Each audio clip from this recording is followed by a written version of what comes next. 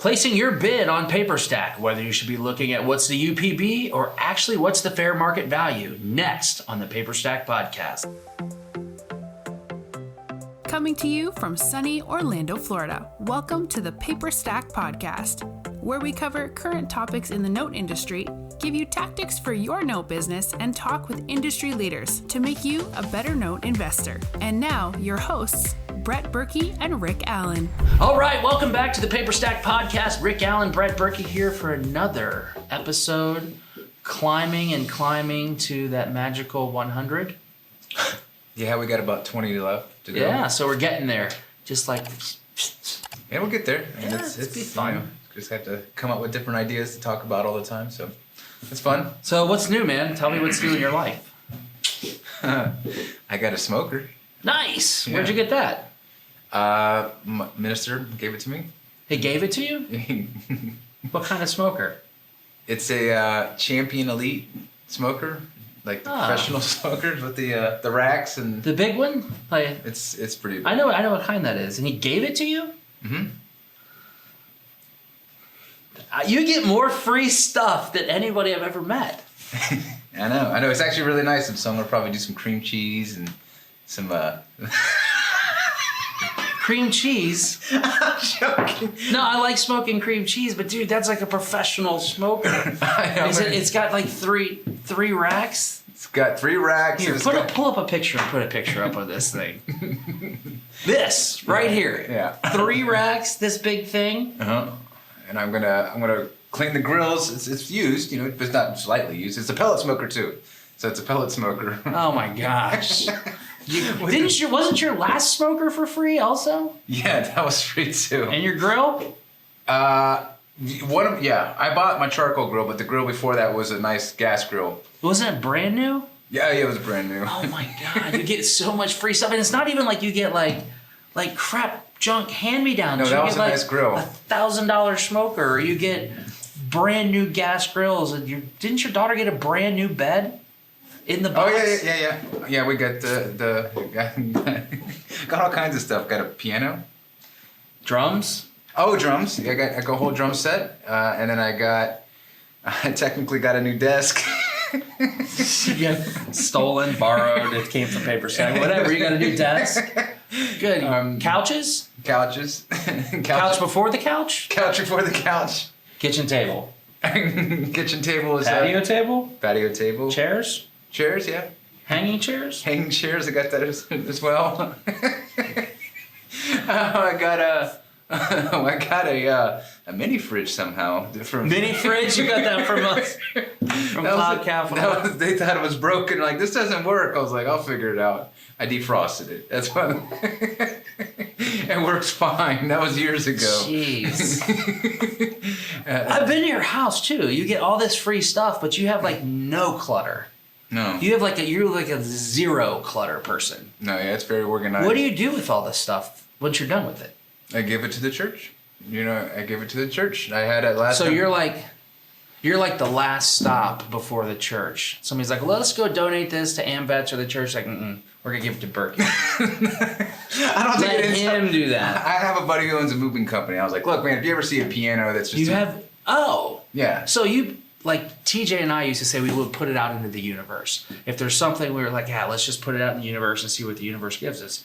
Your universe is a guy that owns a moving company. And so you say, hey, if you come across some new...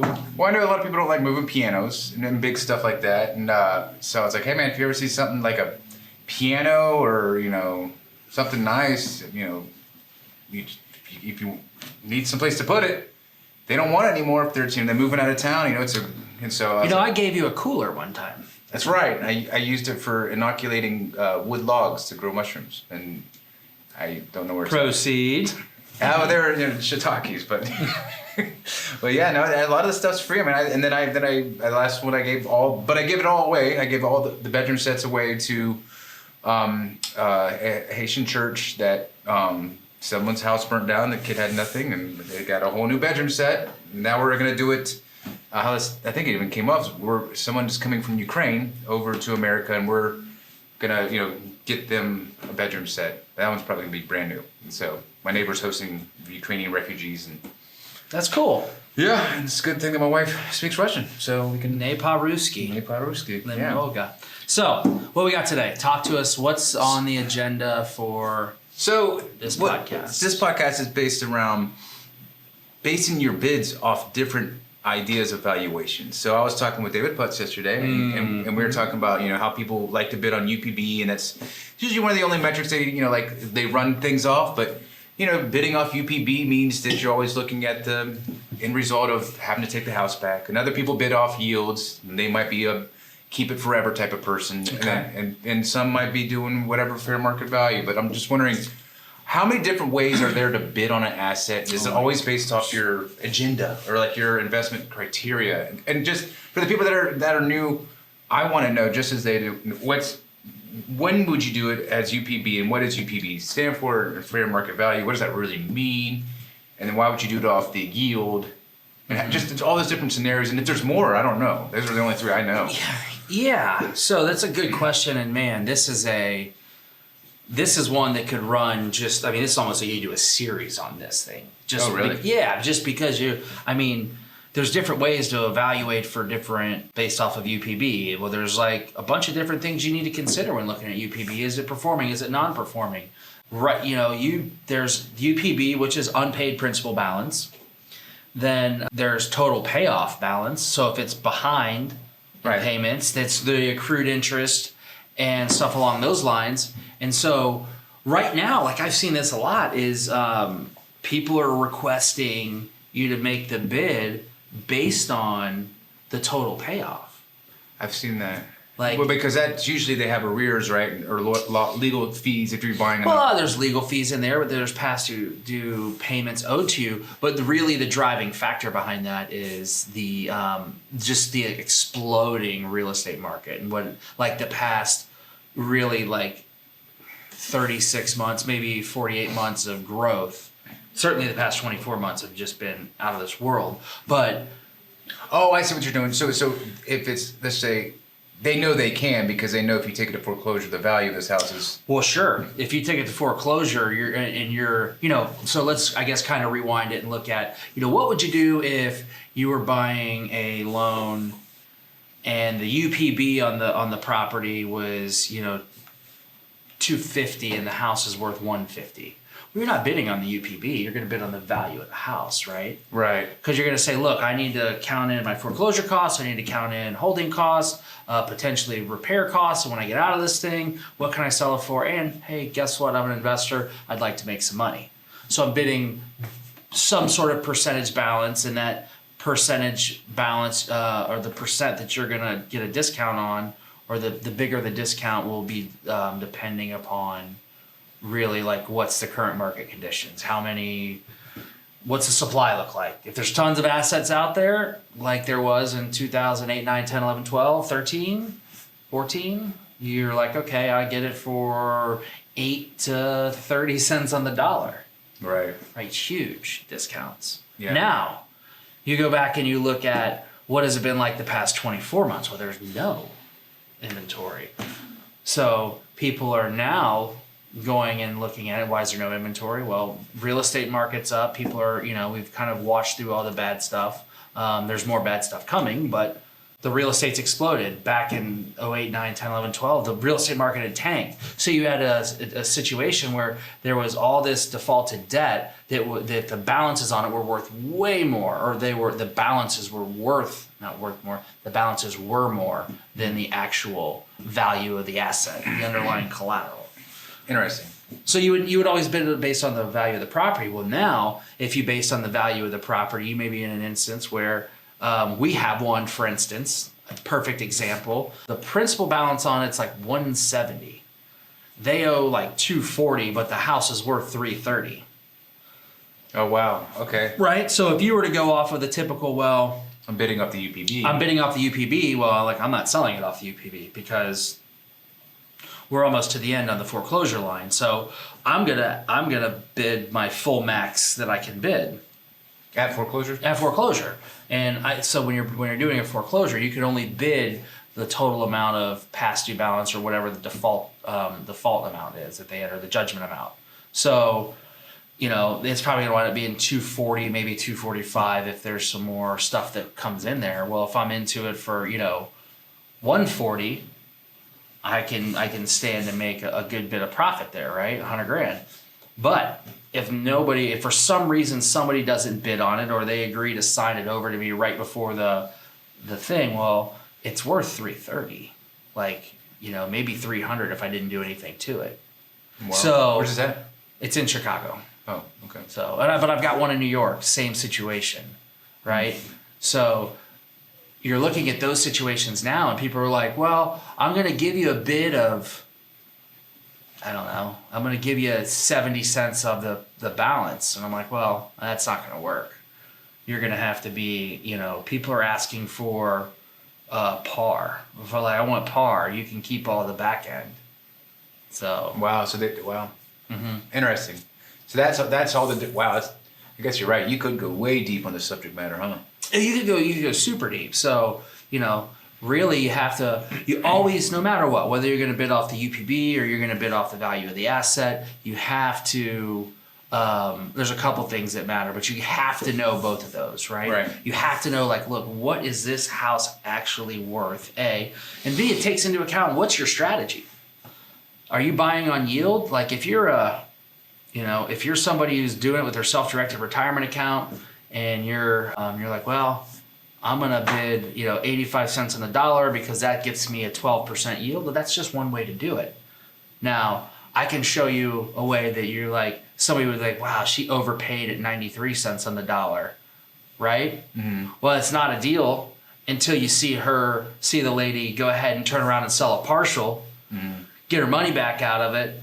And now she's sitting pretty and she's collecting the last 7 years of payments or something along those lines, right? All of a sudden then it's like, oh, it's a good deal. So you have to know all these little different exit strategies on how you can get into something and make some money on it. Because there's that's the great thing about mortgage debt, right? There's not one way to skin this cat. Now you might be looking at it through as a velocity model and say, look, I just want to get this. I'm going to take a bunch of these down, and I'm not worried about making a huge yield here because I know, I'm not worried about making a 12 because I know I got somebody that'll buy this at an 8 yield. So I can bid it up knowing that I'm going to go ahead and just flip the note very quickly. Or you may look at an asset, we've talked about this one before, but you may pay par for an asset. I paid almost par for an asset, but nobody was paying par for an asset. But why'd you do that? Because it was a contract for deed. Mm-hmm. I went through the servicing notes and saw that the lady said that she would sign the house over. That one. Yeah, that she went dead, right? Mm-hmm. So I paid the fair market value for that house turned out to be as is. It was 90, 95, somewhere in there, whatever. I think we listed it for 99 and it went for 90 or 95, right? The balance on it, the principal balance was 33. I paid 30 and the total payoff was 40 or 42.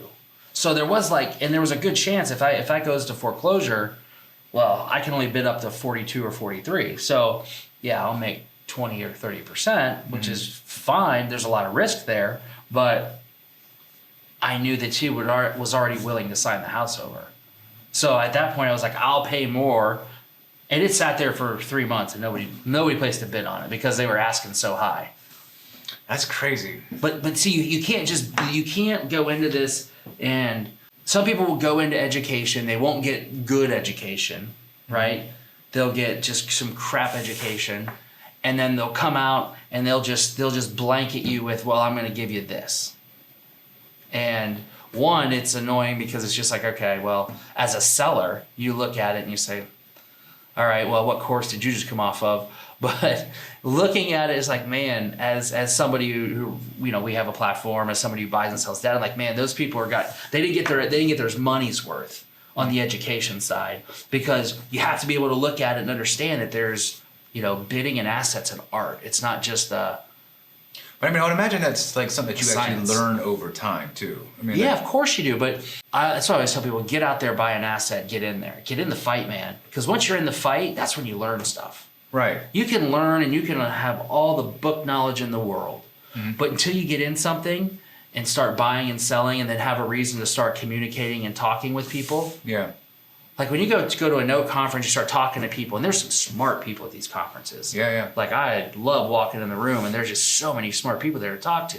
People who are managing, $100 million funds. One person who we know, they're trying to win the bid on a collapsing security by Wells Fargo. I mean, when do you even have a chance to do that and talk to people like that? Yeah. You don't, but you get to talk to them, and they have all these different strategies. And I've got a lot of my own, but it's always good to here, this is what I'm thinking. What's your thoughts? And sometimes they'll say, oh, I never thought about doing it like that. Or they'll say, yeah, that's good, but try this. Yeah, we just did that, didn't you? We were just on the phone with a person that was, what were they, putting assets, or they were going to put assets on the site. They had the same name as somebody else that signed up on the same day. And I called him. He's like, I was like, so what are your questions? He's like, I didn't have any. You set this up. I was like, well, what? Yeah, same guy, same name, same day. Yeah, a lot of But you gave him some strategies, and he was like, that's a good one. I'm keeping that. Yeah, it's not on topic, but we'll give it to you because you're wondering, what was the strategy?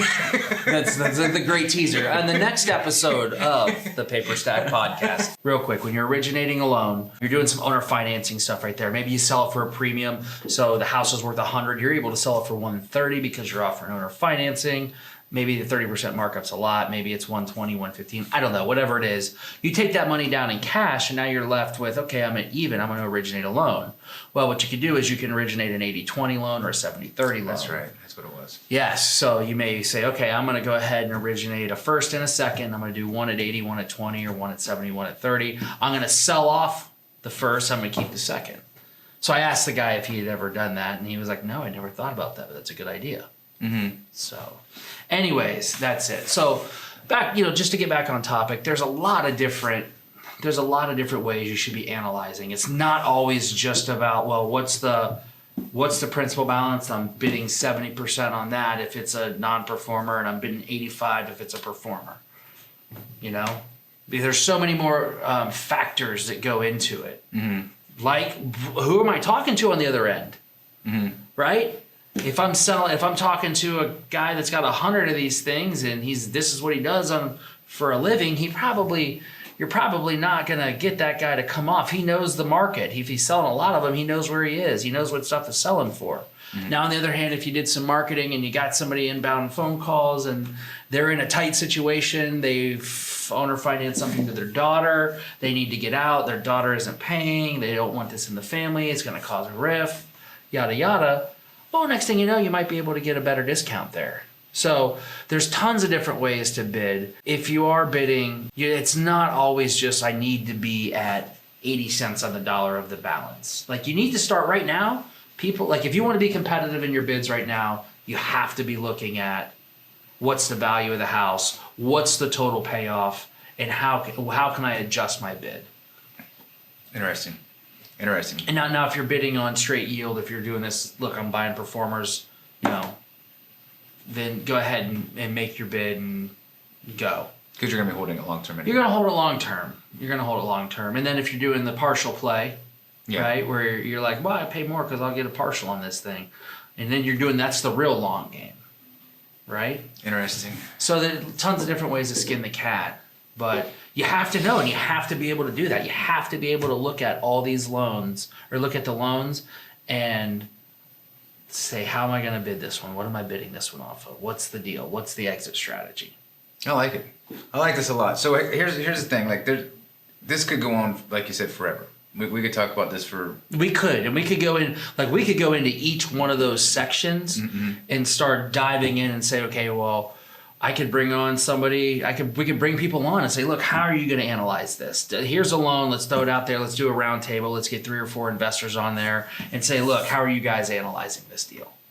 That'd be fun. That'd be really fun. Yeah, I like that. I like the fact we should probably do a couple episodes where it's just fair market value, or just randomize it when somebody pick a loan off Paperstac or something, and bring, hey, this one, analyze it. Yeah. And we'll just analyze it. By we, I mean Rick will analyze it on the spot, and then you can see how he bids stuff. But I think there's a lot of value in that.